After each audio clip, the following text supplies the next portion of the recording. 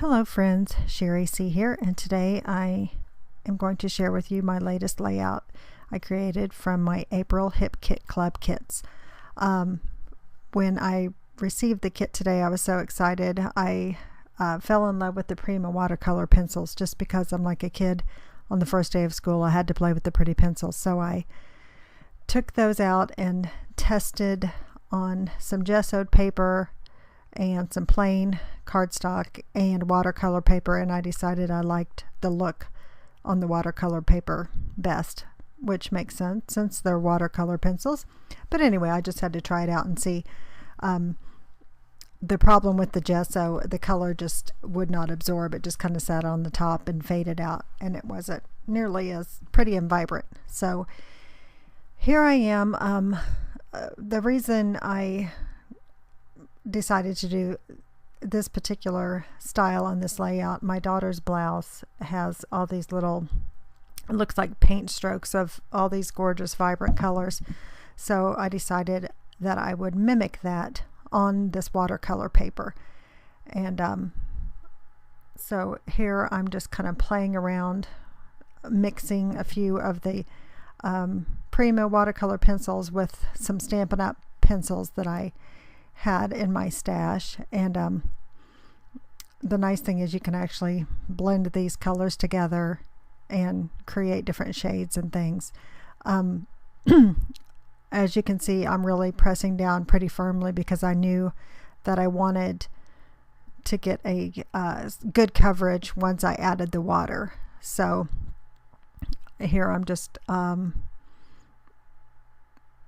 randomly and not so randomly placing some color. I like to make sure I have a little bit of color represented all over the paper, and of course I'm not filling in the middle because I knew it would be covered up with my photos and things anyway. So this was just a lot of fun, little artistic therapy here today, and it's always fun to play with brand new pencils. So here I'm just getting some water and adding it to the color, and it's amazing how gorgeous and vibrant those colors are.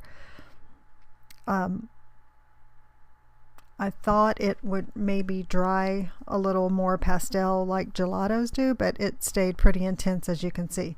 So here it's all dry, and I decided to matte the photos on this gorgeous Amy Tangerine paper. I think it's called Ella.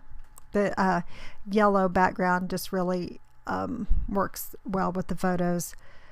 This happens to be my daughter's birthday from last year, and the sun was setting, and the intensity of the yellow sun off the leaves, I really wanted to play up on that.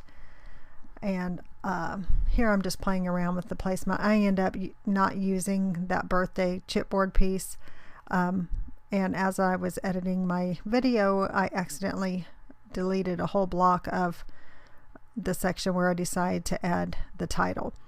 But initially I thought I would use that chipboard, and as you can see I did not. I ended up using some crepe paper Craft Market thickers, which I really loved. Here I'm just showing that one of the thickers was kind of black and white, and I wanted to make the color more intense, so I just stamped it down on some StazOn to add the vibrant teal color, and I'm really happy with the way that it turned out.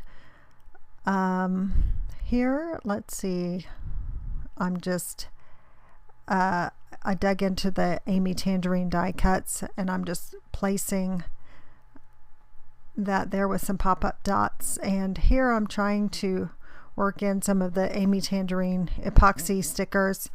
I really love that little feather, but ended up not using it. There you can see I'm setting aside and going to plan B. So here I am just messing around with some embellishments and things. Typically when I film a video, I have a much more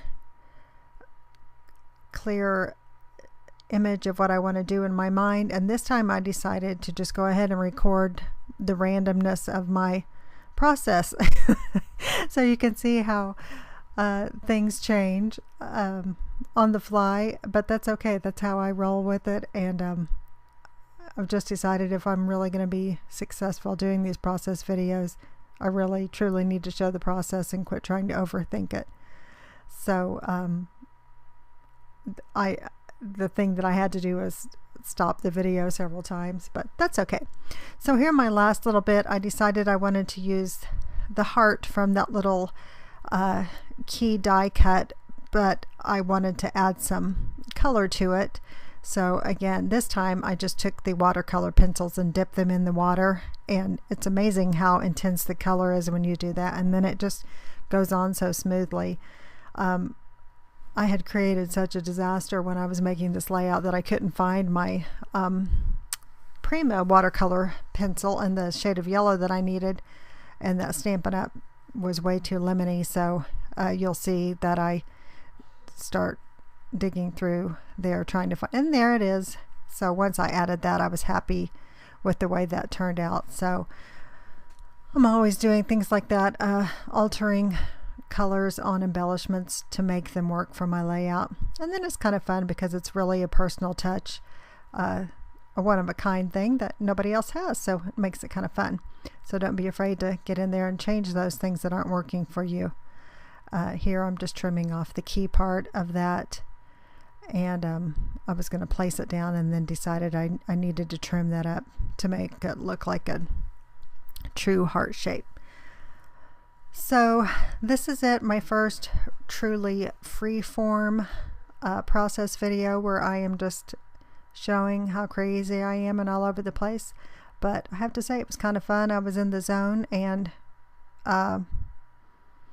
as always, thanks for stopping by, and if you made it through the whole video, thanks for watching, and here are a couple of close-ups. See you soon.